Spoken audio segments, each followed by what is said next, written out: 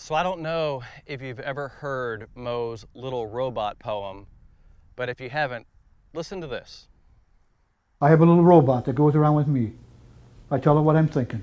I tell it what I see. I tell my little robot all my hopes and fears. It listens and remembers everything it hears. At first, my little robot followed my command, but after years of training, it's gotten out of hand.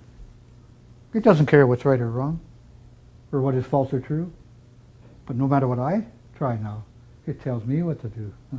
And that's your 5.5 inches you got. Let me tell you, it tells me what to do every day I wake up.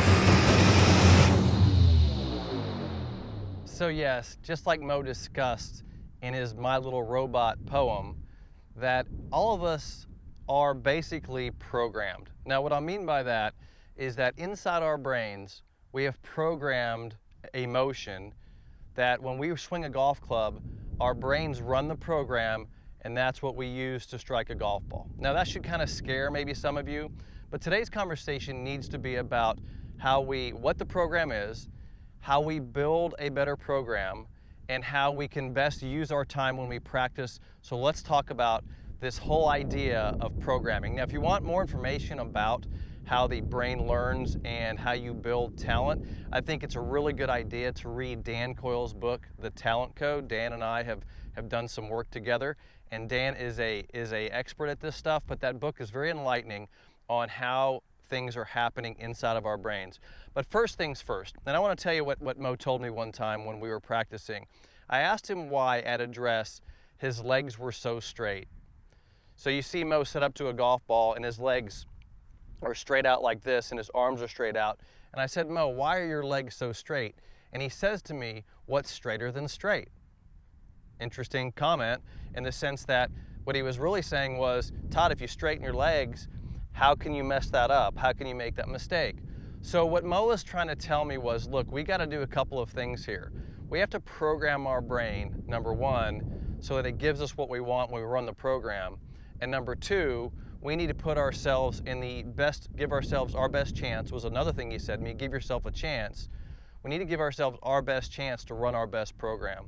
So we need to talk about something that I found very enlightening for me as a aspiring professional golfer and somebody trying to improve my own skills, and something I really, really think you should know as you do the same thing. Let's talk about the types of practice. Now, I get this question from you all the time. By the way, if you haven't subscribed to my channel, please do, because I take your information and I produce content on that. I don't want you to miss out on any of the content, because some of the things I answered today are stuff you have asked me already, and I'm going to answer those things. So number one is, do you take a practice swing? So we need to talk about when I take practice swings and when I don't, and why I don't when I actually play golf. But let's talk about practice first. So here's the thing you need to understand that's very important, is the very first, there's two really distinct types of practice. The type of practice where if I sit in here and I change your body position, or I change your grip, or I straighten your legs, or I do these things that are technical, right? Technical practice, adjustments. That is one type of practice. Now, it's a difficult type of practice. It's because you probably want to have a coach with you, or you want to have somebody watching you do that, or you want to have a video camera so you can check it, like run back and do some video work and check it. But there's a reason that you need to be getting feedback on that type of practice. Are you doing what you want to be doing? That's why you hire coaches like me to help you do that. So that's a technical type of practice, right? Okay, so that's one type of practice. Now I'm gonna step over here. There's a separate type of practice. This type of practice is when I aim at a target. Let's say there's a target over there, and I just simply aim at the target and hit my ball at that target, right? So I might actually aim over this one over here. So I'll just aim at that target. I might even step into the shot. But this type of practice is a totally different type of practice. That type of practice there is target practice. What am I doing there? Well, I'm hitting golf shots. I'm executing shots at targets. That is a totally different type of practice than technical swing practice. Now, why am I telling you this? Because you can't stand in the middle of the two. You can't be technically working on stuff and expect to hit good shots, right? Read the book, The Talent Code. You'll understand this. There's no way to play great golf. There's no way for me to go to that golf course out there and play good with technical swing stuff going on. The worst thing you can do is take a golf lesson from me and then go play a tournament, right? Because, and let me just give you a little of the science like I like to do to give you some education on this. Here's what's happening in your body right now. When you go to learn something, your body is building a neural network around that. In other words, you learn to eat with a fork, right? Do you ever think about that anymore? No, because you can take a fork, stab your food, and eat, and the neural network in your body runs accordingly, right? No problem, okay? So you're doing that right now. Now, if I said to you, hey, I want you to now grab the fork backwards, flip it over, and then eat with it, I've created a new set of motions, you're probably gonna stab yourself in the eye with a fork. So you haven't learned that yet. It's something new. Now, would I want you to go into some kind of competition doing that? No, because you haven't learned the program. But eventually, if you learn to do it enough, you would probably do that without hitting yourself in the face. Having said that, this is what I'm talking about when people play golf. What they do is they think that one little tip is going to help them on the golf course, but they don't have a neural network program for it. This is what Mo is talking about in his little robot. So what we have to get good at, we have to discuss this whole idea of, have we built our robot correctly, right? So how do we do that? So now we have to talk about what I think is critically important to practice, which is how you practice. So I have two very distinct ways of practicing that I want you to understand. One is getting feedback. I use cameras and I have a model. That's why I recommend having Mo as your model and studying the model and understanding it. So I have cameras, I have feedback. I have 3D tools where you step in and it gives you biofeedback, okay? So that shows you how deep you can go into this, where it tells you exactly where you are. We'll discuss 3D biofeedback in the future on my channel.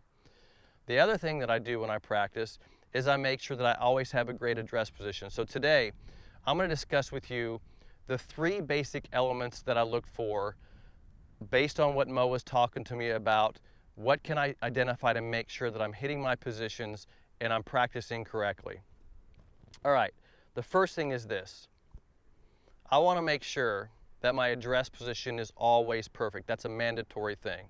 So I want to make sure my address position is perfect. So I'm going to step in here and I'm going to show you what I do to put my body in position at address. And this is what's straighter than straight, right? So I'm going to set up to my golf ball here, and I'm going to straighten my legs, because I know if I straighten my legs, it pushes my pelvis back and I'm in the proper position. Then I'm going to put my arms out straight.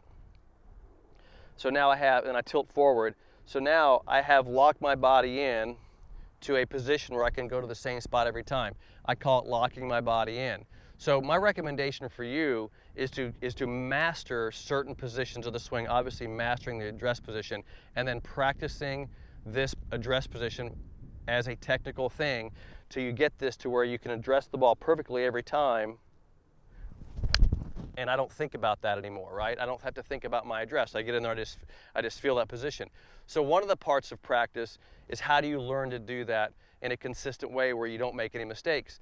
That's where I talk about training, right? Practice is adjusting stuff, and then training is when you go put yourself there and you try to repeat it and do repetition. So training is about repetition. So you have practice, which is making sure it's correct, using cameras and biofeedback.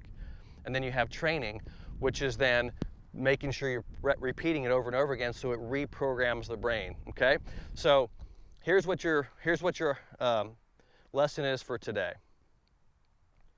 Number 1, go spend some time mastering your address position, building the robot at address so it's perfect every single time, right? So you're going to get into your lines, you're going to get into your single plane position, you're going to build your proper address position, so you can refer to all my information about that. Then once you get that address position, you're going to lock it in, and then you're going to learn, and you're going to do repetitions from that locked in position on how to move the club away, which is why a lot of people waggle. It's a little waggle you can do too. When I hit golf balls, I waggle a little bit first to feel that first movement before I swing. So once again, figure out how you're going to practice. Are you going to practice the correct things? Make sure you're technically correct. Use feedback tools to do that, number one. Number two, when you get it locked in, right? Number two, when you get it locked in, make sure when you get it locked in that you get repetition in it. So I lock it in and I can repeat it, right? So you're using a very important part of this training process. You're practicing correctly and you're training correctly. You're locking it in and you're reprogramming your brain. And that's what Mo was talking about with his robot. Mo Norman understands that it takes more than just physical strength to play a good game of golf. Here he shares his unorthodox insight into golf's mind game and the important role that knowledge of the game plays. 87% of this game is knowing what it's all about. And the main thing is knowledge. The rest is insight. To me, a good golfer is one who can hit the ball to a defined target area with the least amount of effort, but with an alert attitude of indifference. A person must first change his mental attitude. Then, and only then, will his ability produce positive results. This game of golf either requires an art or a knack of slinging a golf ball to a defined target area. The fascinating thing about this game is it takes a keen, sharp mind, as well as good physical makeup to excel. Knowledge of the game is the equalizer that eludes the many who strive for excellence. Not talent, no, knowledge. No, knowledge. It doesn't make any difference whether you're writing, typing, playing a piano, or playing a game such as golf. The computer of our brain sends out messages through our nerves to our golf muscles to help produce a shot. This, of course, means your heart and soul, plus your own personal character, are part of every shot you make. People in this game need an inner awakening. They need a more understanding of their own self and their own game. Here they are trying to help somebody else, and they don't know how to help their own self. Now, who are they kidding? We're taught too much mechanics, not enough about motor skills and manual dexterities and imagination and orientation, administration, enthusiasm, alert attitude of indifference. All this has something to do with golf. This is the way winners think. What about every time I teed up the ball, I said, what have I got to lose? A lousy golf ball. What else? If I lose it, go get another one and hit it. But this is what the game lacks today, is the inward part, because we're not taught that.